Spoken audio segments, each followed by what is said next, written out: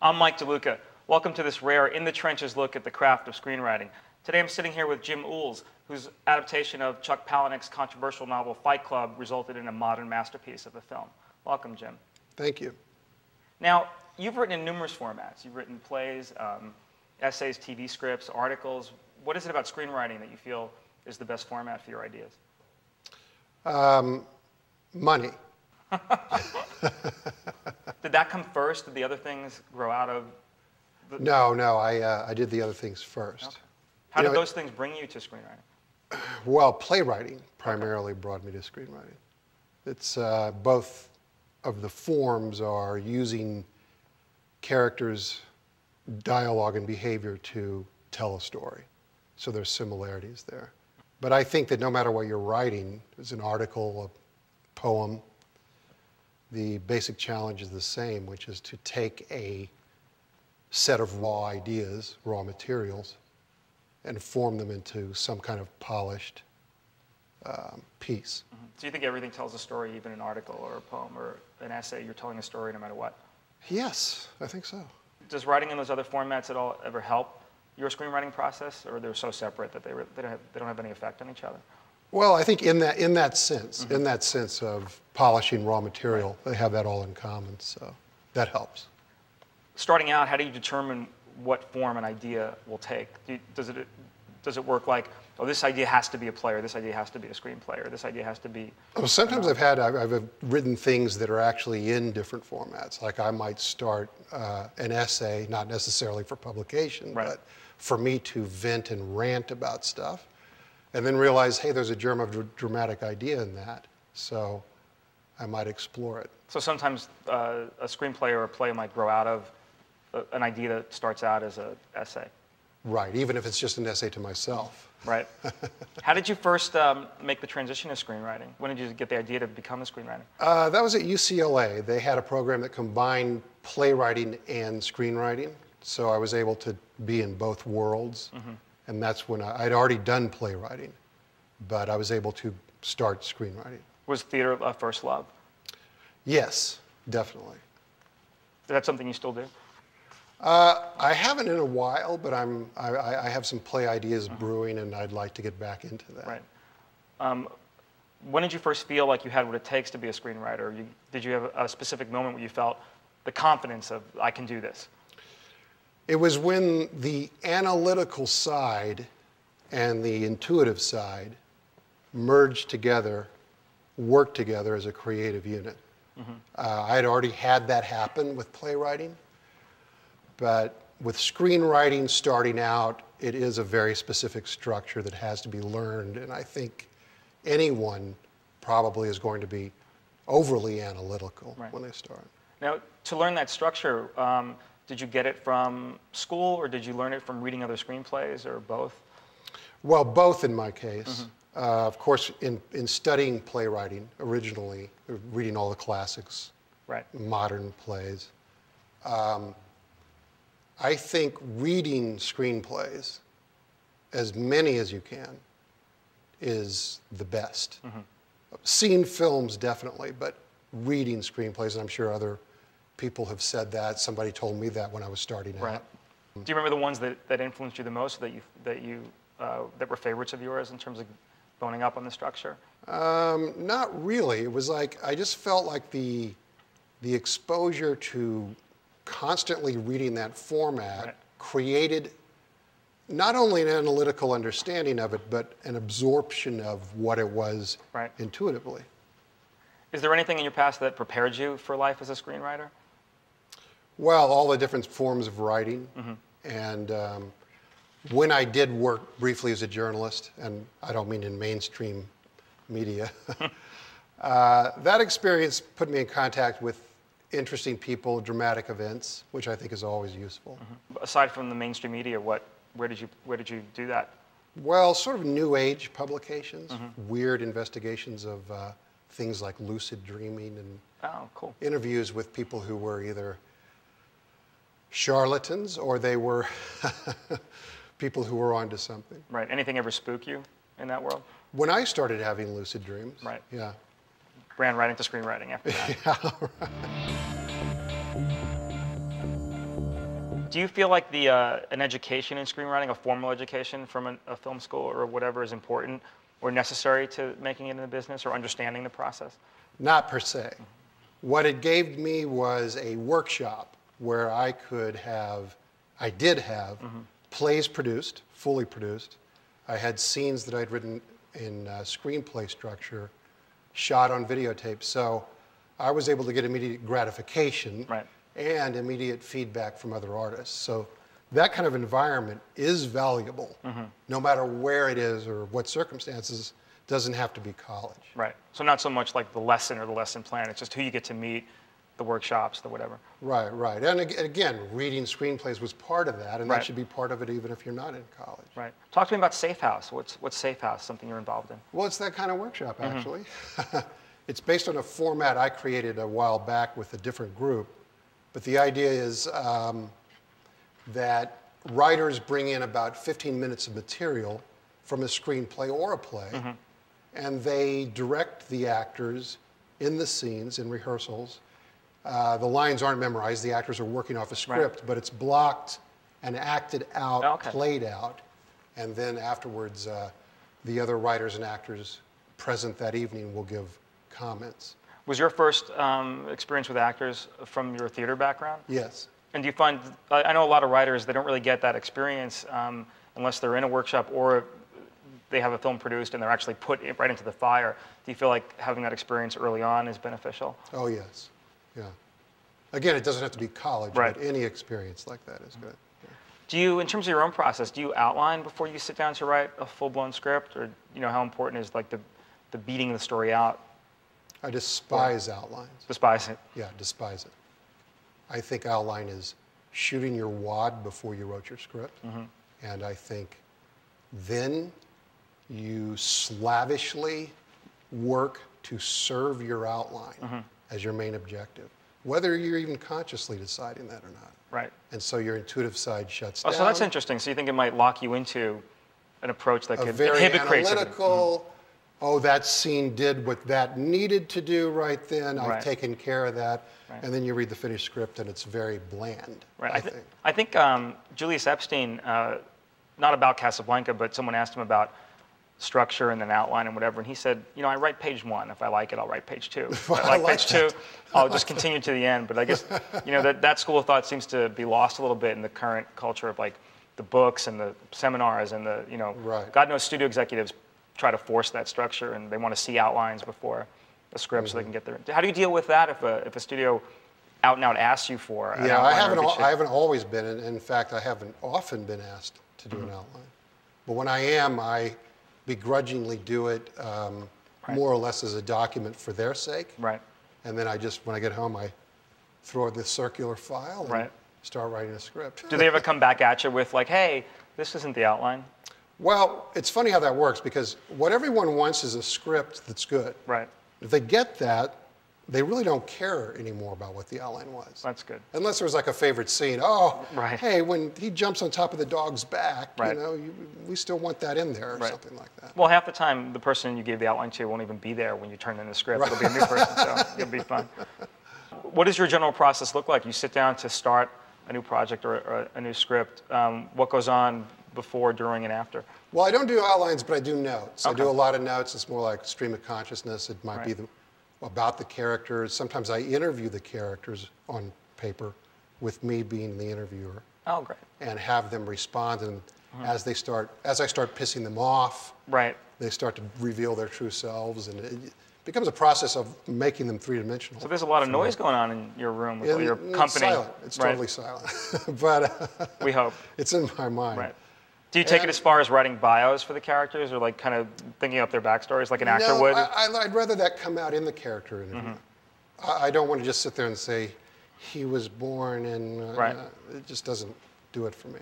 How hard is it to not have every character sound like the author or your voice? Does it take a lot of effort to write different characters in completely different voices? Or is that something that comes easy to you? I think if you do this practice of the character interview, you sort of get that. In fact, I sometimes find that sometimes if there's two leads or a major supporting role, I've bled over some syntax, and I can catch that early and start developing a different voice for each one. Do you do many revisions just for yourself before you turn a script in? Yeah. Yeah, a lot. Do you think in pictures when you write, or is it words first, then pictures, or do you think, because it's such a visual medium, like do you think of images first? Well, I write mostly in Master Shot, which is the common practice. Right. But I'm always thinking close-ups, hands, camera movements. I'm thinking about what the set looks like, what people are wearing and stuff like that all the time. Yeah. Do you write with actors in mind? No, I never ever have unless that particular assignment had an actor attached to it. Do you differentiate when you sit down between, I know in the business there's the specialized films and the art films, and there's the big commercial movies, there's the kind of the prestige pictures that come out during the holiday season. Do you, when you sit down, decide, oh, I'm going to write a modest, more specialized film, or this is going to be a big popcorn movie, or you just take it from the idea and let the chips fall where they may? I tend to take it from the idea. If I do that, if I do what you had said, I would then say, okay. I don't think anyone should do what I say, ever. But I would say, okay, it's going to be this, Right. and what's my idea going to be, and I'd be a little bit stymied. Fight Club is probably one of the most iconoclastic adaptations of a modern novel in recent film history. It's obviously had a life after its initial release. It's become so many people's favorite movie. What was the challenge of adapting, in that case, another author's work, or adapting from another medium? Was it, it was a cult novel. It wasn't like a huge bestseller, but it became this huge iconoclastic film. What were the challenges in taking it from the book to the screen? Well, any novel has the advantage of being able to describe both external behavior and internal behavior, as well as any exposition that can be ladled on. Right. Screenplays don't have that luxury at all. It's watching external behavior.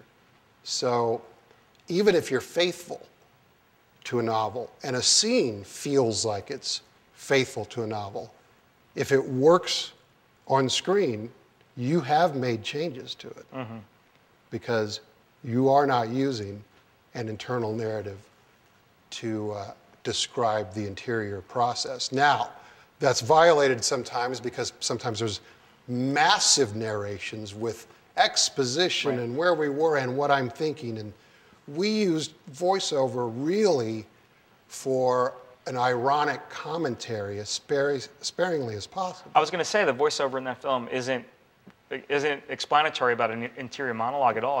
It's ironic commentary. Right. It's not helpful to the audience. Right. It's just there to be something that's almost contrary to what's going on in screen. Did you use that as a tool to establish tone and attitude of the film? Yes, absolutely. And so I just say that the thing that comes down with adaptations is you have to work as hard as you do on an original script. Because at the end of the day, what people want that you're turning it into is a workable screenplay. Right. If you turn into a producer or director or studio executive an ungodly mess that's really faithful to the novel, you're going to be replaced by another writer. So the objective is a workable script. What are the tools you employ to kind of decide, this is great in the book, it's about the interior monologue, how do I get the tone of that into action or dialogue without just, transcribing it or trying to use voiceover as a crutch? Well, I mean, the main thing is you have to find out how scenes can play out in behavior that carry that tone as much as possible. Do you mind that we're breaking the first rule of Fight Club and talking about Fight Club? Oh, I forgot we were. Yeah, that's right. Well, this film isn't necessarily going to get out to the public now, so. You never know. Now, did you seek out input from Chuck, or did you guys talk through the process? Chuck became a very good friend of ours. Came down a lot. What was great, though, is we would ask him, why did you do this in the book? And he would just stare at us blankly and say, I have no idea. Which is actually good, because what he did was his own intuitive riff on the internal mind of a person who's going insane, and made it a great novel. Right. So we would get essences of ideas from him, and then we would layer in internal logic in a way that would make it play on screen. Well, the scene that you've chosen as a strong example of your work in that in that film is the scene where Edward Norton, his unnamed character, is talking to Marla about her relationship with Tyler. Why was that scene so pivotal to you? Was that a hard scene to execute? Yes, this scene was my idea whole cloth. And we call the character Jack for simplicity's sake, that Edward Norton plays. Right. In this scene, Marla is talking to Jack. In her mind, it's Tyler she's talking to. In Jack's mind, he's talking to Marla. The conversation had to work truthfully for both of them with those words being said to each other. And then, of course, it ends with, at one point, as he gets close to the basement door, he answers her question and his question no at the same time. Right. And then we hear Tyler tell him the lines to say to get her out of there. And he delivers those lines to her, and she walks out. So I thought it played with this whole reality of there really aren't two people, but there are in Jack's mind. Well, it feels like an incredibly complex scene to write. When you see it in the film, it's beautiful, and it's just how elegant it is, and how it encapsulates the entire plot and theme of the movie in one exchange. Was that long in the making? Was that a tough thing to figure out, or did you kind of know that's the way it was going to work right from the beginning? Well, I knew that was my idea for the scene, and then working out the dialogue was like refining it. Now, one idea in there was Fincher's, which I loved, which is the sound of hammering from the basement, which Jack hears, but Marla doesn't. One more layer of kind of complexity. But if you backtrack... Because in reality, I was going to say, because in reality, that building happened at a different time. Right. But Jack's hearing it now. And if you backtrack through the whole movie, all that holds up. There are no holes. It kind of all falls into place. Yeah, well, it was hard to keep those holes out. For a scene like that, did it have to come at that point in the movie, in the story, for everything else to work? Was that really pivotal? Yeah, yeah, it's pivotal. It was Jack's last attempt to reach Marla as a person. It was Marla's last attempt to reach Tyler as a person. And after that, shortly after that, we discover the truth and everything changes dynamically and for the characters. What kind of responsibility did you feel to the author, to Chuck, about taking the assignment and doing the adaptation of the novel? Do you feel like there's a responsibility to respect the original work? Or yeah, in this particular case, absolutely. Right. I mean, it was a very fun book, and we wanted to capture that feeling. We realized still there were great challenges, and you couldn't literally adapt it the way it was done, but we wanted to retain the tone and the feeling and the personality of the characters. Right. Did you fall in love with the book when you read it? Yes. So it wasn't like a hard decision for you to say, I'll take this on? Yeah. I mean, I thought, this will never get made. Right. But I'll definitely be hired to enjoy myself while I'm writing it. Were you surprised that it got made at really like an A-list, big budget level with a great director and the best actors in the business? Yes. How did the project find its way to you? It was a long, circuitous route, actually. It was in galleys. It wasn't on shelves. And somebody a producer who was never going to do it, just sent it over and said, this has been passed on by every studio in town, but I think you'll like it, and I'm not going to do it. Right. What an endorsement. But she said, I think somebody might. So I read it, and I was just like, wow, this would be just fun to work on. And then I found out eventually that two producers were on it, Josh Donnan and Ross Bell, with their Atman Entertainment. And I started basically campaigning for it with Ross Bell, who was more or less running point on it. And then I think at that point, there was no director on it. And it was Fox 2000, and they were still sort of slowly maybe making a deal with the author. And Laura Ziskin, who ran at the time, said, we'll hire the writer after we've hired the director, who'll come on, of course, as a development deal.